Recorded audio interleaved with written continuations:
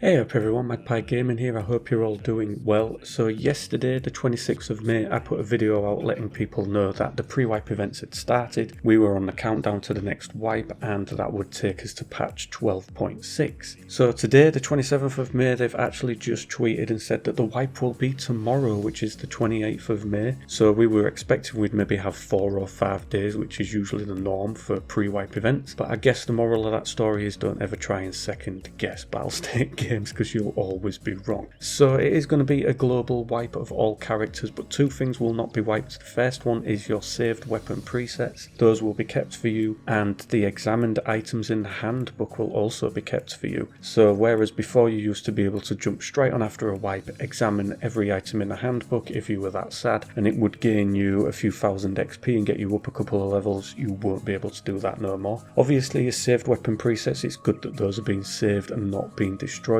The issue with that is that you've probably built weapons that will have mods and attachments that you won't have access to straight away. So you're probably going to have to wait or either buy those mods and attachments from the flea market if they are on sale on there, but they probably will be very high priced with some of the changes to the flea market, but at least it's not a complete wipe. Now I would think that maybe some of the character presets are not going to get wiped, so that's some of your weapon mastery and things like that, but that's not mentioned in this. Previously they've left weapon mastery, but it sounds like it may get wiped this time. I'm not too sure. So as is with all patch note videos, I'm going to go through the juicy bits. I'm not going to go through every little bit of it. If you are new to the channel, I don't go through the full patch notes. I just pick out the best bits, but of course I will put a link in the description down below to the patch notes on the Escape from Tarkov forum so you can run through everything that's in them. But I'm just going to pick out the main things. I'm going to look at everything that's been added, some of the optimizations and some of the things that have been changed. But as for bug fixes and things like that, I'm not going to go too into them. So first off, capture is going to be added to the flea market. If you're not sure what that is, it's basically sort of a two-factor authentication for doing things in websites. So it's just to check that you are a human being that is carrying out the task that you're doing. So it's one of those things where you get a little word or number sequence on the screen and you've got to type it out exactly the same, and then it allows you to continue. Now capture won't be added to every single transaction that's done on the flea market. It only pops up if there are suspicious actions on the flea market, and it will appear on that trade if they believe it's maybe a little bit suspicious. Wouldn't worry too much if it flashes up. It's maybe just you've put something on and then taken it off and maybe tried to put it back on straight away. It maybe think, that's not looking right, and put a capture on it. Wouldn't worry about it too much. Now if you enter the capture incorrectly 3 times, the account will be blocked from accessing the flea market for 5 minutes, after which you will need to enter the capture again to buy the item. Each subsequent 3 times incorrect entry will increase the time of the ban. So if you get it wrong 3 times, it'll give you a 5-minute ban. If you do it again, it'll give you a 10-minute, and so on and so forth. Access to trading will not be banned altogether, but you will be required to enter the capture to continue. So if you're having difficulty with it, it does keep loading different ones up and you can get it to refresh, so eventually you will get it right. For stashes, for all editions, it will be increased by 2 rows, so that is a 20 cell addition to each edition stash. So we're getting a little bit more room to play with. To be honest though, that's not a great deal, but it might make a difference to some people out there. They've improved the display of objects via thermal imaging devices. Through thermal images now, as in real life, it is impossible to spot through glass. Now I've got to say I've been playing Call of Duty a lot recently and wondered why the hell doesn't the thermal work through glass? But apparently that's how it works. It doesn't work through glass. It just picks up the thermal of the glass and you can't see through. So now the thermals within the game will work a lot more realistically. We will have the ability to lean while prone, which has been in the game I think already anyway, but doesn't make too much of a difference. Hopefully they've probably worked on that a little bit and it works a little bit better now. Added the first iteration of Steam audio aimed at improving the positioning of sound in game. It can be turned on with the option Steam audio in the game settings. This option is disabled by default. So it's the first iteration, so it's going to be baby steps for this. It might not be perfect, hence why we're getting the option to switch back to the old audio if we put Steam audio on and it's not working for us. But it's going to be interesting to have a comparison between the current audio and the Steam one to see how it differs.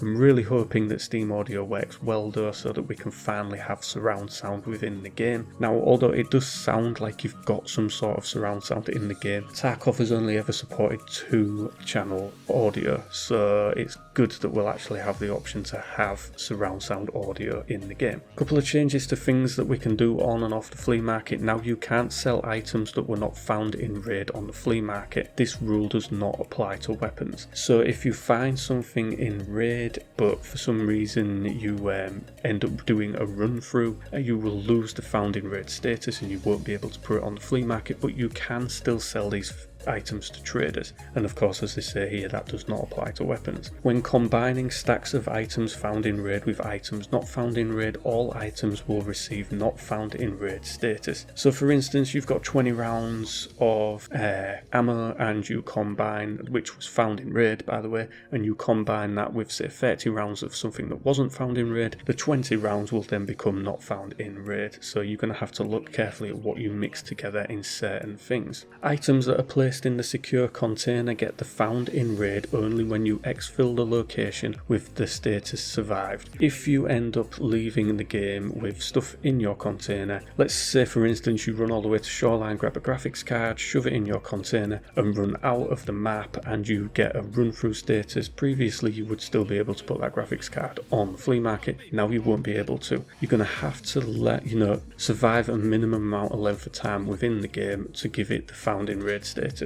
Now to get the found in raid status, the stipulation is that you must have been in the raid for at least 10 minutes or more or gain at least 600 XP before leaving the location. If it's 10 minutes or less and you haven't got up to 600 XP, then you will get just a run through status and anything that had found in raid status will be lost. If you subsequently go into a raid, they say if you enter a raid with items that have the found in raid status, the item will lose that status. Now if you then exit that raid, will it then get found in raid status back? No, I don't think it will, so you're going to have to be very careful with what you take in because it will lose that found in raid status. When buying an offer from the flea market, the item also loses the found in raid status. The quest reward obtained by completing the quest crafted in the hideout, the drops and items obtained through the scav box will still have found in raid status. That has always been the case with the scav box in the hideout. Anything that was brought back in that or anything you crafted in the hideout was given found in raid status, and that will still apply. All of Fence's goods will not have found in raid status. A large number of UI layout edits and UI bug fixes have been applied. The resources of items, fuel, medicine, etc. is now displayed in the flea market interface. Now the currency icon at the flea market are coloured differently. There are 5 new parts for the AR-15, this is the M4, not available from merchants. You will have to search for them on locations and in the inventory of scavs, and there's some new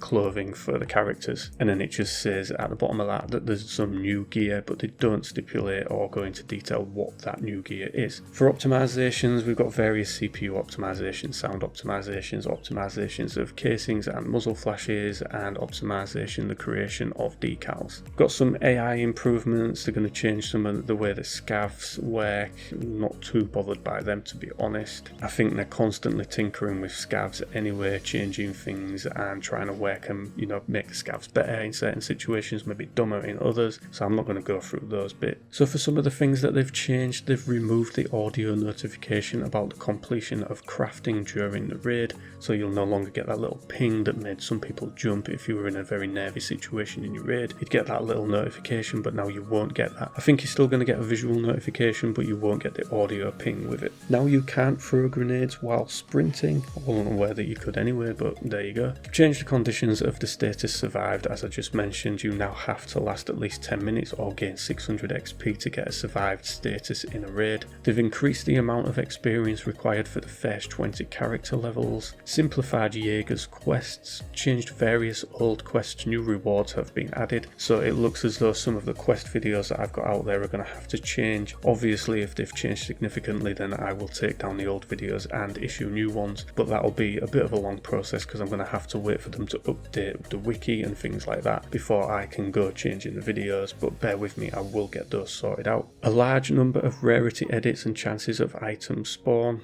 Not sure what that means. Increase the variety of items spawned in loot containers. So whereas you would get certain items, you would get used to seeing certain items in certain things, we're going to get more of a variation in them. They've improved the quality of loot issued for a successful extraction with a friendly scav. I've never done that yet, but if you extract with a friendly scav, you're going to get better loot. Various changes in the characteristics of items, various changes in the equipment of the bots and the player scavs, and various changes in loot spawn point locations. Obviously, it's going to randomize loot spawns and things like that. You're going to get keys in some really odd places. So I don't think now you're going to be able to go to certain areas to pick up certain keys. Obviously, you could farm certain areas for red key cards. I think that is now randomized, but I'm not 100% sure on that because they don't go into specifics in this. And that is pretty much everything that is included in these patch notes. Obviously, as I say, all the bug fixes and things like that, I haven't gone through those because there's just too many to mention. What I have to say about these patch notes is that I'm hoping there's a fair bit that they've just forgot to put in them. First of all, the customs expansion was due to come with this patch. That isn't mentioned at all in here. Now, I did put a tweet on Battlestate's Twitter, and somebody replied saying that that had been pushed back to the next patch, which would be 12.7. I've got no confirmation on that, but we were told it would be 12.6, but it isn't mentioned, so it doesn't look like it's coming. So that's pretty disappointing. We were looking forward to some new weapons. It doesn't look like any of those are going to make it into this one. In fact, it doesn't look like there's much new gear at all. Doesn't look like we're getting a great deal of new content in this. It just seems to be that because there's so many background changes, they're going to have to wipe the game. And I think, in fairness, it's probably due one now. It's been 7 months since the last wipe. I think we've all ground out what we can out of the game up to now. Obviously, with the way they've changed the flea market workings, the way they're changing quests and things like that, they're trying to slow the whole progression of the game down. No doubt we will still see streamers out there that are blasting their way to level 40 to do things. I don't know if it's really going to slow things down. I guess they have to do this to test it, just to see if it does peg things back a little bit and slow things down. People race all the way to the top of the trader ladder and things like that, and then they get bored.